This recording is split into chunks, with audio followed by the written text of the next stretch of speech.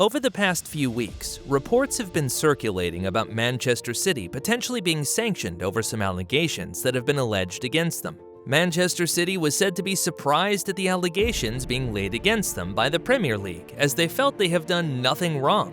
Of course, many Premier League fans think those allegations are true and Manchester City should be sanctioned. Almost all the Premier League clubs want Manchester City to be expelled from the league if found guilty of those allegations. This is the highest form of punishment they could receive. Ultimately, the investigations are being conducted by an independent commission. So what are these allegations laid against Manchester City? What are the possible punishments if found guilty? Let's find out.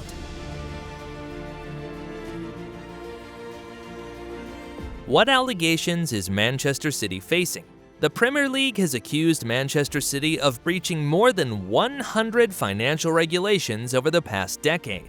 It is reported that the breaches started in 2008, when Manchester City got new owners. Let's take a look at those breaches. First off, Manchester City is alleged to have failed to comply with the rules of the Premier League from the 2009-2010 season to the 2017-2018 season, which states that member clubs should provide accurate financial information to the league.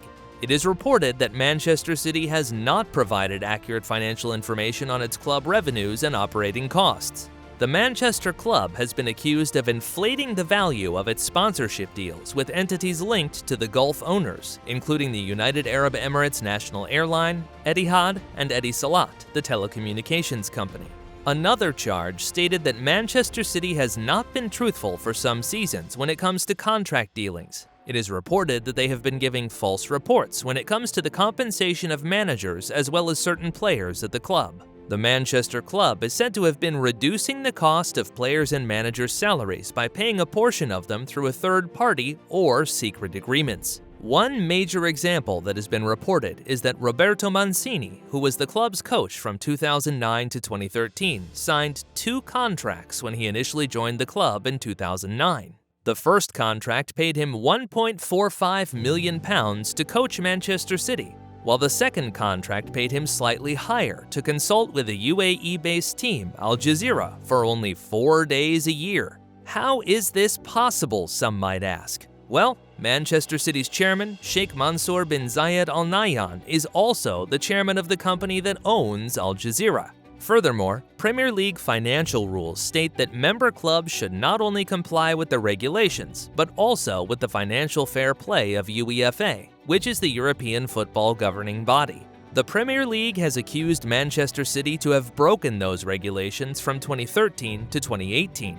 UEFA already had the Manchester club breaching those regulations in 2020 and banned them from participating in European competitions for 2 seasons. Ultimately, Manchester City argued and won that case at the Court of Arbitration for Sports, as it was too late to punish them. Well, the Premier League has brought those allegations back. Also, Premier League introduced a regulation in 2010 where it required member clubs to provide details on how the owners planned to cover losses over 3 years, and these losses were not permitted to exceed £105 million. The Premier League has accused Manchester City of breaching these regulations in multiple seasons.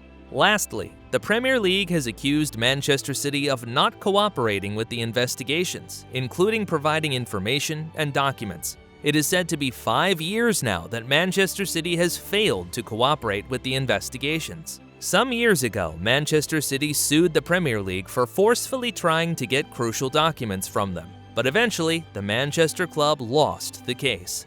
This present case would be handled by an independent commission, and it would be confidential. The final decision can be appealed by either the Premier League or Manchester City, depending on how it pans out.